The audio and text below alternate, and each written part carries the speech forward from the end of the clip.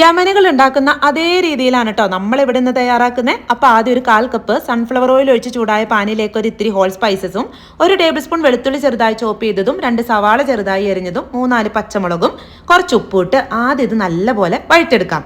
വഴന്നു വരുമ്പോൾ വലിയൊരു തക്കാളി, ചെറിയൊരു ക്യാപ്സിക്കം, ഒരു ക്യാരറ്റ് ഇത്രയും ചെറുതായിട്ട് അരിഞ്ഞതും കൂടിയിട്ട് വീണ്ടും നന്നായി വഴറ്റെടുക്കണം. എന്നിട്ട് ഇതിലേക്ക് 2 മാഗി ക്യൂബും 1 ഉണക്ക നാരങ്ങയും 2 ടേബിൾ സ്പൂൺ കപ്സ മസാലയും, ഈ അറബിക് മസാല ഏതായാലും കുഴപ്പമില്ല കേട്ടോ. എന്നിട്ട് നല്ലപോലെ മിക്സ് ചെയ്തിട്ട് കഴുകി വൃത്തിയാക്കി വെച്ചിരിക്കുന്ന 1 കിലോ ചിക്കൻ ചേർത്ത് നല്ലപോലെ ഒന്നങ്ങ് മിക്സാക്കി നല്ല ചൂട് വെള്ളം ഒഴിച്ച് ചിക്കൻ ഒന്ന് വേവിച്ചെടുക്കാം. വെന്ത് വരുമ്പോൾ ഈ ചിക്കൻ മാത്രം ഇതിൽ നിന്ന് എടുത്ത് മാറ്റിയിട്ട് കഴുകി വാരി വെച്ചിരിക്കുന്ന 1/2 കിലോ ബസുമതി റൈസ് ഇട്ട് കൊടുക്കാം. 1 കപ്പിന് 1.5 കപ്പ് എന്നുള്ള രീതിയിലാണ് കേട്ടോ വെള്ളം വേണ്ടത്.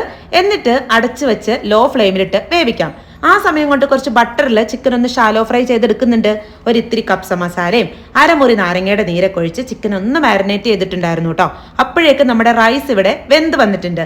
ഫ്ലെയിം ഓഫ് ആക്കിയിട്ട് പൊരിച്ചു വെച്ചാർന്ന ചിക്കൻ മുകളിലേക്ക് ഇട്ട് നിരത്തി ഒരു 1/2 മണിക്കൂർ നടച്ചു വെച്ച് മൂടി തുറന്ന് മിക്സ് ആക്കി എടുത്താൽ യമനുകൾ ഉണ്ടാക്കുന്ന അതേ സ്റ്റൈലിലുള്ള നല്ല ടേസ്റ്റുള്ള കപ്സ് റെഡിയാണേ. അപ്പോൾ ഈ പെരുന്നാൾക്ക് ഇതായിക്കോട്ടെ.